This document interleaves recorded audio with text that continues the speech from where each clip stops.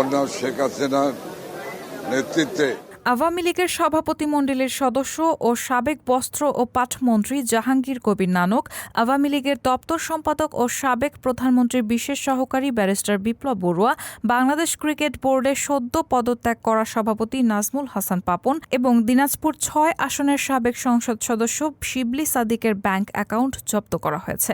একই সঙ্গে তাদের স্ত্রী সন্তানদের ব্যক্তিগত এবং স্বার্থ সংশ্লিষ্ট ব্যবসা প্রতিষ্ঠানের ব্যাংক হিসাব ও লেনদেন স্থগিত রাখা হয়েছে।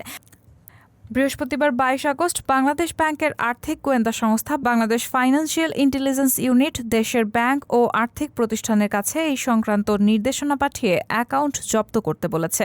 গণমাধ্যমকে এই তথ্য নিশ্চিত করেছেন বিএফআইইউর সংশ্লিষ্ট এক ঊর্ধ্বতন কর্মকর্তা।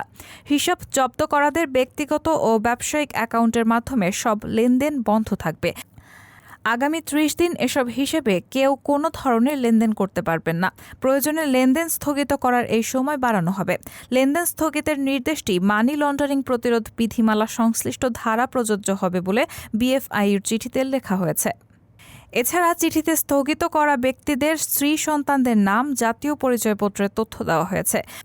বিএফআইর নির্দেশনায় আরও বলা হয়েছে, কোনো হিসাব স্থগিত করা হলে হিসাব সংশ্লিষ্ট তথ্য বা দলিল যেমন হিসাব খোলার ফর্ম, কেওয়াইসি ও লেনদেন বিবরণী ইত্যাদি চিঠি দেওয়ার তারিখ থেকে ৫ কর্মদিবসের মধ্যে তাদের কাছে চিঠি পাঠাতে ব্যাংক ও আর্থিক প্রতিষ্ঠানগুলোকে বলা হয়েছে। ছাত্র জনতার অবিস্মরণীয় অভ্যুত্থানের মুখে গত ৫ আগস্ট প্রধানমন্ত্রীর পদ থেকে পদত্যাগ করে দেশ ছাড়েন শেখ হাসিনা।